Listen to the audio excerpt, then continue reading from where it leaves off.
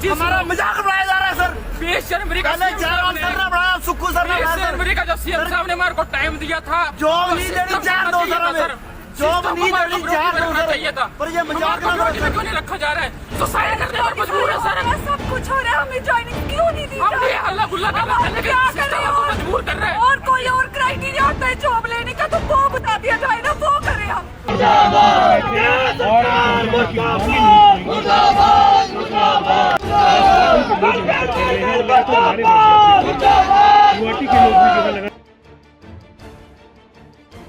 ये वीडियो आपने देखी और आगे भी शायद आपको कुछ ऐसे वीडियो देखने में मिलेंगे, और इन तमाम वीडियोस में आपको हिमाचल का यूथ नजर आ रहा है जो कि इतना प्रताड़ित महसूस कर रहा है कि अब वो पागलों की तरह चीखने, चिल्लाने और रोने की नौबत तक पहुंच चुका है।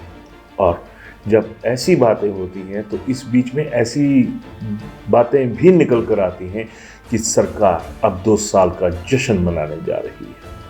पहले वीडियो में आपको नजर आया होगा कि जो युवा है उन्होंने पूर्व मुख्यमंत्री ठाकुर जयराम के साथ साथ मौजूदा मुख्यमंत्री ठाकुर सुखविंदर सिंह सुक्खू को भी लपेटे में ले लिया। और जब ऐसा माहौल बनता है तो वो बहुत खतरनाक आंका जा सकता है, क्योंकि अविश्वास का माहौल जो है वो किसी के लिए भी सही नहीं होता, ना सरकारों के लिए, ना जनता के लिए। अभिवादन स्वीकार करें, मैं उदय पठानिया। आज जिस मुद्दे पर मैं बात करना चाह रहा हूं उस मुद्दे में एक स्वामी चिन्मयानंद की बोली हुई बात बहुत अहम रोल निभाती हुई नजर आती है। स्वामी चिन्मयानंद ने एक बार कहा था कि यूथ जो है वो यूजलेस नहीं है, जबकि हकीकत असल में ये है कि यूथ का जो यूज है वो ही नहीं किया जा रहा। और ये भी कहा था कि यूथ कभी भी लापरवाह नहीं होता, जबकि इसके ठीक उलट यूथ की परवाह ही नहीं की जाती है। बहुत बड़ी बात जो है वो स्वामी चिन्मयानंद जी ने कही थी। अब इसी लाइन पर मैं आगे बढ़ना चाहूँगा, क्योंकि आज जिस तरह से एक कहें कि एक लाइन से दिग्भ्रमित हो गया है युवा, तो सवाल ये भी उठता है कि जो रोजगार की लाइन है इसको दिग्भ्रमित करने के लिए जिम्मेदार कौन है। और सबसे बड़ी बात ये भी है कि क्या ऐसा माहौल आने वाले वक्त में समाज के लिए हितकारी है, या इसमें समाज के लिए कोई बहुत बड़ा खतरा जो है वो छुपा हुआ है। मेरी ये कहने की भी एक वजह है। इतिहास गवाह है कि जब युवाओं में द्रोह या विद्रोह ये दोनों तरह की भावनाएं पनपने शुरू हो जाती हैं तो उसका जो अंजाम है वो एक बहुत बड़े आंदोलन के रूप में सामने आता है। क्योंकि ये भी एक पुख्ता सामाजिक धारणा है कि जब जनता कुंठित होती है, युवा कुंठित होता है, तो इसका अंजाम सिवाय आंदोलन के कुछ नहीं होता। इसकी जो गवाह हैं, इसके जो सबूत हैं, वो चाहे हिमाचल हो, चाहे भारत हो, चाहे फिर देश किसी भी कोने में, दुनिया के किसी भी कोने में हो, वहाँ पर ऐसी चीज़ें अक्सर नज़र आती हैं। श्रीलंका, बांग्लादेश, इस तरह के जो उदाहरण हैं वो हमारे इतिहास में ही दर्ज है। क्योंकि युवाओं के द्वारा जो क्रांति उठती है उसको बिठाने का कोई तरीका नहीं होता, उसको वो तभी शांत होती है जब युवा शांत होते हैं। हमारे हुक्मरानों को ये भी ध्यान में रखना चाहिए कि जो जन जागृति है वो हमेशा हुक्मरानों के लिए खतरे का संकेत रही है, चाहे हुक्मरान किसी भी सोच के, किसी भी सियासी दल के हों। आज हमारे हुक्मरान खुद अपनी छाती भी, पीठ भी थपथपाते हुए कहते हैं कि हमने शिक्षा के क्षेत्र में इतनी तरक्की कर ली है कि हमारा जो राष्ट्र है वो शिक्षित होता जा रहा है। बहुत अच्छी बात है, लेकिन सबसे बड़ा सवाल ये है कि शिक्षा हासिल करने के बाद जो युवा है उन्हें कौन सा रोजगार हासिल हो रहा है। जाहिर सी बात है कि सरकारी क्षेत्र में तमाम जो नौकरियां हैं वो नहीं दी जा सकती, लेकिन इनको रोजगार से जोड़ने के लिए प्राइवेट सेक्टर में भी क्या किया जा रहा है या क्या हो रहा है। हिमाचल के संदर्भ में ही बात करूंगा। इंडस्ट्रियलिस्ट अब आजिज आने शुरू हो चुके हैं। लगातार इस तरह की खबरें जो है वो छाई रहती हैं कि जो उद्योग हैं वो अब पलायन करने की स्थिति में आ चुके हैं, और वो लगातार सरकारों को ये चेता रहे हैं कि हम पलायन कर देंगे अगर स्थितियां ना सुधरी तो। और इसके नतीजे भी गाहे बगाहे सामने आते रहे हैं। सबसे बड़ी बात तो ये है कि अगर उद्योग जो है वो पलायन करते हैं तो इसका असर किस पे पड़ता है? किसी बहुत बड़े धन्ना सेठ पे पड़ता है, या किसी बहुत बड़े अफसर पर पड़ता है, या फिर किसी नेताओं की जमात पर पड़ता है? नहीं, आम आदमी पर असर पड़ता है जब फैक्ट्रियां पलायन कर जाती हैं।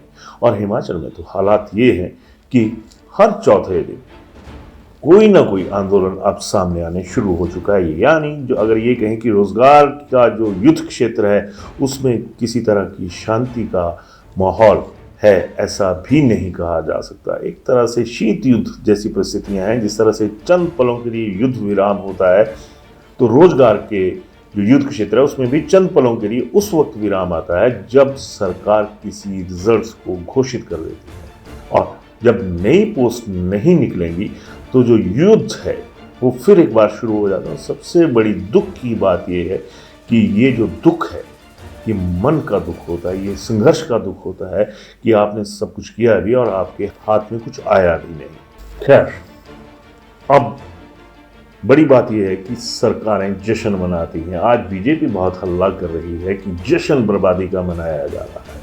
उल्टा सवाल बीजेपी से भी बनता है कि आपने कौन सा जश्न जो था वो इसलिए मनाया कि रोजगार की बहार आ गई?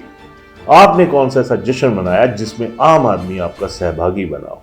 यही सवाल कांग्रेस के साथ भी बनता है आज की डेट में, क्योंकि सत्ता पक्ष के साथ सवाल होना जरूरी है।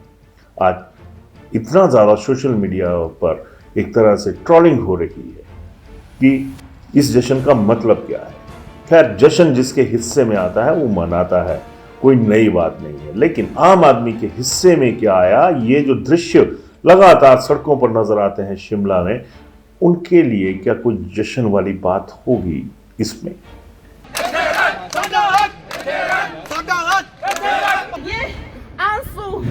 ये आंसू हम गिन गिन के हिसाब लेंगे। ये एक व्यावसायिक शिक्षिका की चाहे जिद समझो, चाहे एक घरेलू नारी की जिद समझे, चाहे मां की जिद समझे। खैर, सियासत के लिए सियासत जारी है। बीजेपी ये साबित करने में कमी नहीं छोड़ रही कि कांग्रेस की सरकार की तरह कोई नालायक व्यवस्था आज की डेट में नहीं है।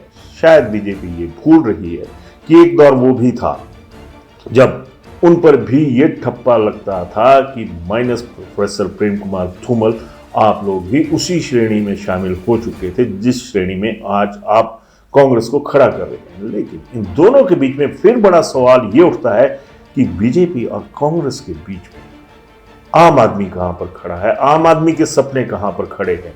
बीजेपी को सत्ता का सपना दिखाई दे रहा है और कांग्रेस को 3 साल बकाया बची सत्ता का जो मोह है वो दिखाई दे रहा है। आम आदमी क्या किसी को दिखाई दे रहा है?